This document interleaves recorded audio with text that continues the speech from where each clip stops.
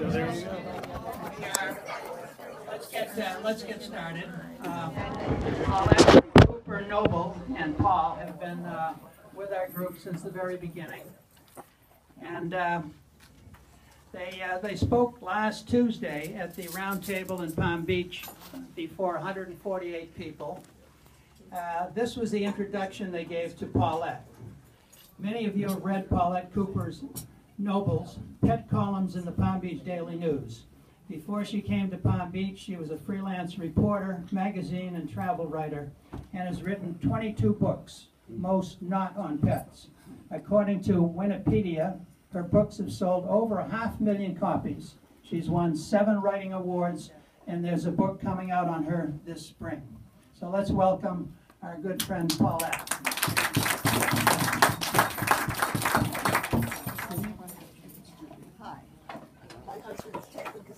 Email today. Can you all hear me? No. You want to use this? Take it. Can you hear me now? Yeah. Okay, I got an email this morning from Stephanie Murphy, one of our members, asking me to send her a copy of what I'm saying, so I asked Paul to bring his iPad. Okay, before I give you some tips, I would just like to discuss attitude about writing. We all hope and think our books are going to be bestsellers until they come out. It's not realistic, but you have a book in you and you should get it out and you should keep your expectations low. There's a lot of pleasure in having a book out. There's a lot of prestige. There's even some immortality. It's very thrilling to sell copy by copy and to be on radio or TV, and to make your friends jealous. But you should think about it a little bit like when you go out to play golf or tennis, and that is, you're not trying to make money, you're trying to have a good time. Writing, especially for those of us who do self-publishing, and the last 6 of my 22 books have been self-published, we do it for the pleasure, not the money. Okay, I have been on both sides. I'm a writer, but also I've done a lot of PR. I've done PR for my own books. Currently I'm a columnist for the Palm Beach Daily News, and a lot of PR people contact me trying to get in the paper. I used to have a syndicated travel column in 40 of the most obscure newspapers in America. But a lot of PR people would contact me. So I think I learned a little bit about PR, and that's what I want to discuss with you. How to get people to write about your book and how to get publicity. As soon as you have the cover of the book, even before the book comes out, I always make up business cards for every book. And it says at the bottom, the website where people can get it. If you just say to people, I've written a book and this is the title, they are going to forget. A small card they might keep. I know some people use bookmarks, or they buy bookmarks and they pay a lot of money to have it printed. They're hard to keep, and unfortunately not enough people read to even have the bookmarks. So I think just get these little things. You can have them made up by iprint.com or vista.com. I'm going to distribute some. I only took 25, so yeah. Okay, thanks. Yeah, well, there's 2 different ones for 2 different books. Incidentally, to make things easy for you, if you can remember my first name, Paulette, P-A-U-L-E-T-T-E-C, at AOL.com, just email me, and what I'll do is I'll send you the web address for any of the places that I mentioned. Hi, let's see. Okay. Anyway, as I said, the best thing, you want to get the title out, you want to get the fact that you've written the book out without having to say, hey, I wrote a book. So, there are a few things you can do. You'll see that Paul is wearing a tie that has the jacket of our cat book. We had that made up when we went to a convention. He's not listening. When you see him later, you're going to see the cover of the book on his tie, which you can get made up very easily. We're talking to the men here now, okay. For the women, where is it? Oh, okay. Bonnie Roseman makes up your book jacket in a handbag, beautiful handbag, by the way. Bonnie Roseman And I think iCloud is one of the addresses I'll send you because she's a friend of mine. Beautifully done. There's the back cover, and you can have, and you can have her do your book jacket. And it's just an easy way to advertise. Now, someone approached me recently because she makes bracelets, and I had a bracelet made of our two little doggies. But for, I think, $32, she'll do your book jacket. So why not? It's just an easy way. You say to people, oh, look at this, or they ask, and then you can mention your book without seeming to be too in your face about it. So, I always carry books around with me at lunches. People are impressed when they meet writers. Sometimes they buy it.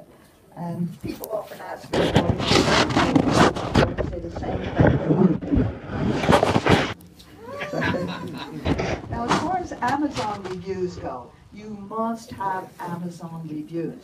You show me a book with no Amazon reviews, and I will show you a writer who has no friends. So, that's the job of your friends, is to put up those reviews. By the way, the reviews are divided. It does say whether or not the person purchased the book, and everybody always wants free copies from us. So one thing you can say to them is, yes, I will give you a free copy, but would you please go and buy one on Amazon and put a review on it, nice review. So, and don't forget Barnes & Noble. People buy from them too.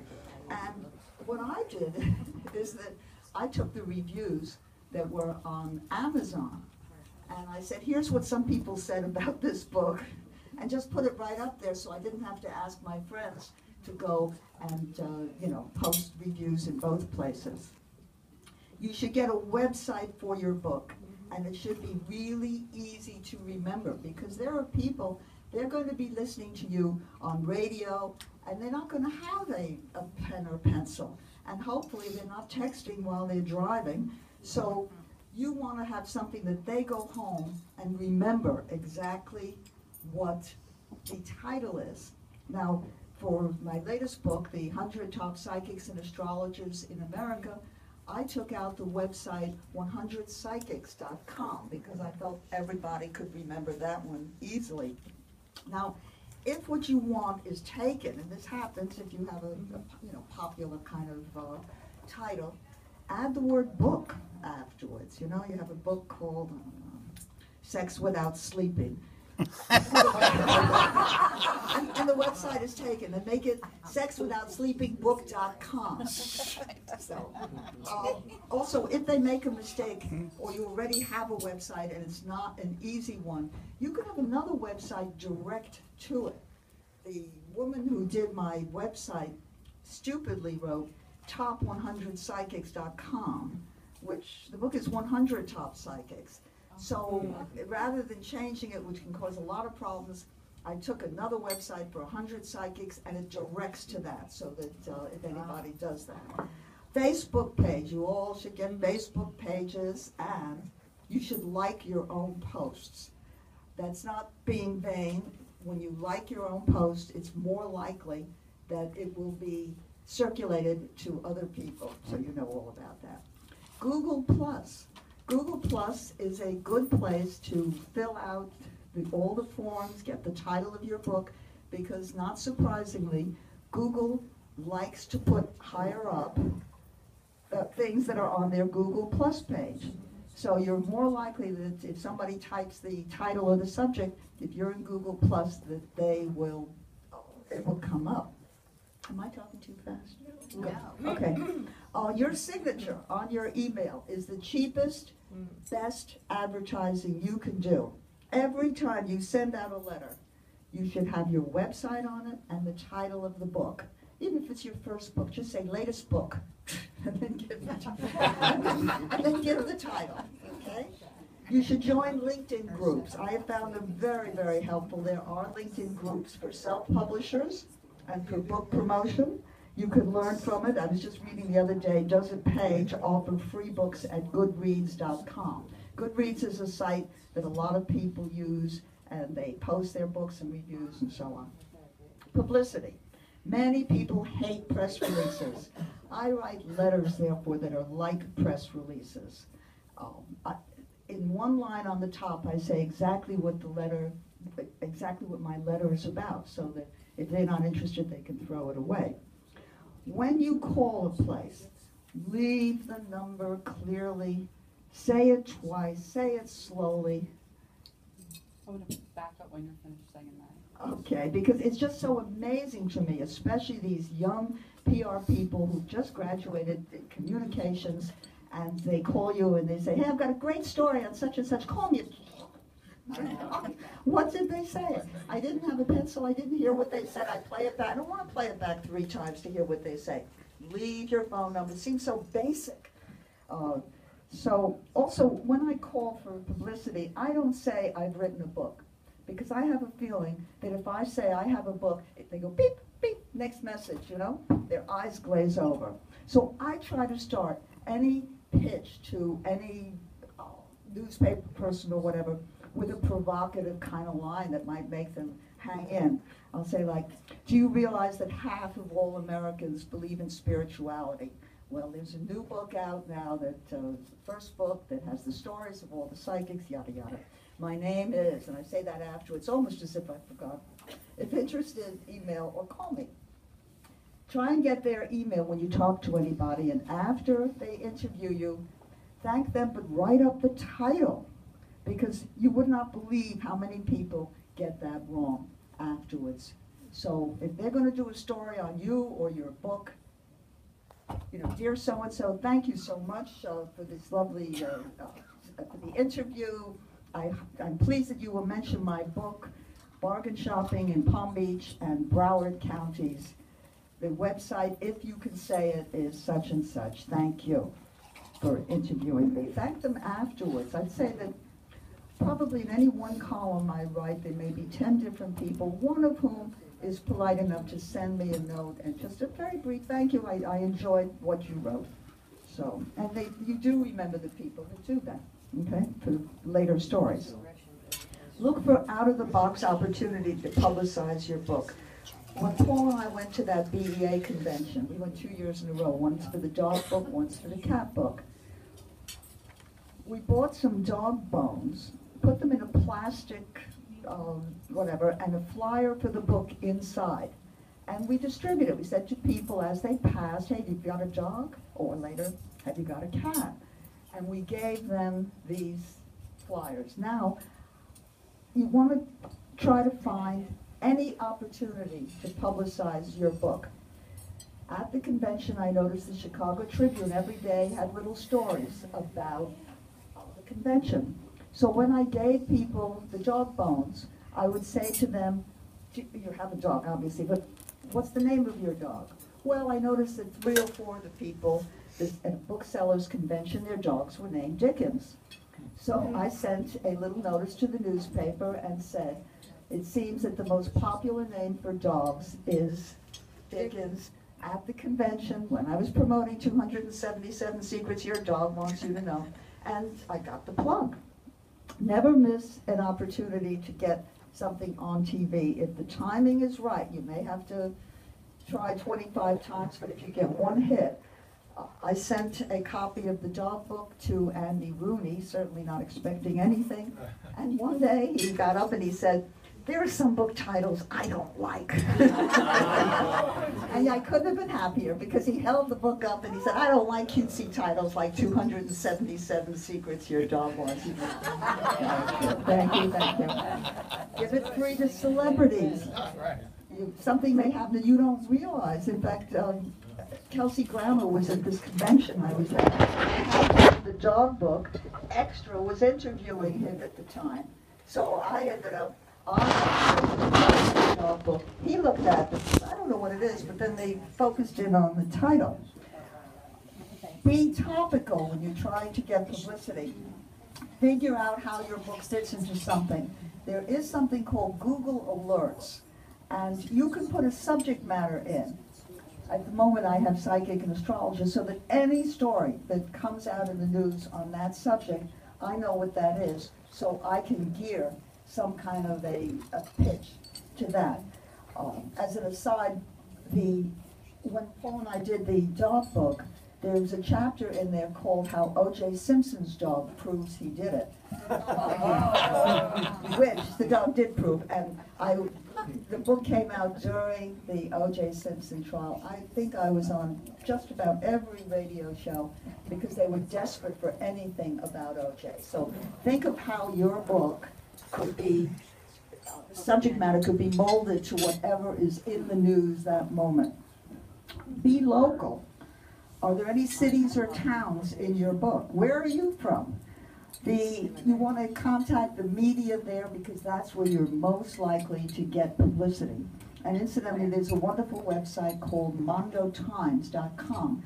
And they list every single, you put what city you want, and they will tell you every bit of media and who to contact and what the circulation is, which sometimes can be very good. If there's two places, you want the one with the biggest circulation. You want to target to what their articles are like. I'll give you an example. This shopping book that just came out, I've done 3 or 4 different ones. And I was trying to get into the Boca Observer because there's a chapter on all the Boca shops. And I was ignored, I couldn't get anywhere. And then I looked at it very carefully about a month ago, and I realized that they did several people stories. So I repitched it, and I said, how about doing a story on the local woman who's been to 200 consignment and thrift shops? Bingo! They said, we're interviewing you in April for the summer shopping story. E-books, you all know to put your books up on e-book. Smashwords.com is a wonderful site. They will send it to all the different places. It's new now that they don't send it to Amazon. But if you want to hire somebody, very inexpensively, I go to 2 websites. One is called guru.com. The other is called Fiverr, Fiberr.com, because supposedly you only pay $5. It's a lot more than that, but anyway, you're going to get a lot of people who come from India, Philippines, and so on, trying to work for you. I believe that we should always hire Americans. These are fellow entrepreneurs. We have to help them. But there's also a big reason, and that's half of them speak English. I got an email solicitation from one who wanted to do my book, and he wrote, quote, "To give good output is my attitude." This is not somebody you want working on your books. If you speak someplace, ask if they have an honorarium. They never volunteer that. Some do and some don't. Should you speak free? I think that most people consider writers to be entertainment. They don't buy the book. If you want to go all the way out to West Boca to sell 5 copies, then you go ahead and do it. But one thing that can help is after your speech, remind these people that you're speaking to that it's a great gift. Because a lot of people think only in terms of, I'm not interested in reading that, I just heard everything anyway. So you could say, if I'm speaking on shopping, the shopping book right now, then I say, hey, if you've got a friend who's a shopaholic who likes consignment shops, or you've got a friend who's decorating a new place, this is a wonderful gift for them. Now, one thing that worked well for me was that I suggested at one place, it was a woman's tea. And what they did is they bought 100 copies of my book for $7. I made a special price for 100 copies. And I made $400. I got rid of 100 books, and they incorporated it into the tea cost so that the women were paying $40, but they were getting a free $18 book. Of course, it isn't $18, but that's what they thought. And that worked out well, and I'm trying to arrange a few more like that. Toastmasters. How many of you know what Toastmasters is? Okay. Good. Okay. Toastmasters. Every Thursday, Paul and I go to Brogues in Lake Worth, and we have groups of about 15 to 20 people, and we give a 5 to 7 minute speech on a subject that we want to choose. And then they have an evaluator who will spend 2 to 3 minutes saying, you did this too much, you're talking too fast, that's what they always tell me. And there's also an ah counter, Every time you say ah or they ring a bell. I just did it again. But you may notice that I don't think I use too many ahs or ums today because they've kind of broken me of that habit. So it costs $100 a year. We have lunch while we're there, and it's been the single best thing for promotion. And if you want, just ask me, and Patricia's big on Toastmasters also. So if you want to know about our group, let me know. And we love it. Book signings. I think book signings suck. People, not only do they not buy the book, they don't want to look you in the eye. They're kind of swarming around like, oh God. And the only question they ever ask is, do you know where the science fiction section is or something, for directions? And it is absolutely positively humiliating. And I think that the only time you should volunteer to do a book signing at a bookstore is if you want to get into that bookstore. It's a good way to meet people. There was a place, I think called Books and Company down in Miami. I wanted to get my books in there. So I offered to do book signings for them. So that's, otherwise, don't bother. I think book parties are a very good place to sell your books. By the way, Taboo, off-season, and you can have a book party like from 4 to 6, and they will give you a lot of hors d'oeuvres, and you will sell books. Hire somebody for $50 to sit there for the hour or two so that you can socialize, and you can have a lovely time of it. So, what about radio? I think it's a waste if you just do one show. But if you look up the local bookstores in the town where you'll be speaking, and you call them in advance, and you ask for the promotion or publicity person, and you tell them you're going to promote their shop, and you'd like them to be carrying the book. And I did a lot of this when I was doing heavy radio for the pet books. And then, at the end of every speech, I would say, the book is available at da-da-da-da-da-da. So everybody was happy then. So when you do radio, in advance, you should write up a question list for the person interviewing you. It starts with your name, with the names of your books and so on that you're promoting. Then give them questions that you would like them to ask you. And they will do it because they're very lazy. And this is so easy. You're making it easy for them. One of the best places to consign clothes in Palm Beach. The last question you write out for them is, where can you buy the book? So, by the way, when you do radio, they have something called boards. Boards are where they post if somebody is good or not. If you think that you did well, ask them and post your name on the boards. And you will get a lot of other places. Now, the last thing is all of us are constantly checking Amazon to see how our book does. But the Amazon number on your website depends on how other books in your area are doing. You may go up, 1,000, and you didn't sell a single book. So I want to tell you about a place called novelrank.com. You put in the ISBN number to your book, and it will tell you exactly how many copies you sell each day. And the Kindle Direct does something similar. Again, if you email me at Paulette C, I'll send this to you. It's kdp@amazon.com reports. And I guarantee that you can check these and ruin your day. I now allow myself, one book that isn't selling well, I allow myself only to look once a week because it was just ruining my day too much. So. And finally, when you do give a speech, you do want to promote your book. So I will say that I have brought a few copies of Bargain Shopping in Palm Beach and Broward counties. And it sells for $18, except it sells for $15 in Palm Beach, and I will sell it for $10. And I have a few copies also of the 100 Top Psychics and Astrologers in America. Both are very good holiday presents, and even if you're not interested, your friends will be. If you have questions, I would like you to ask me privately rather than my wasting any more of your time, because I would like us to open this up to other people who may have tips that have worked for them. Thank you very much.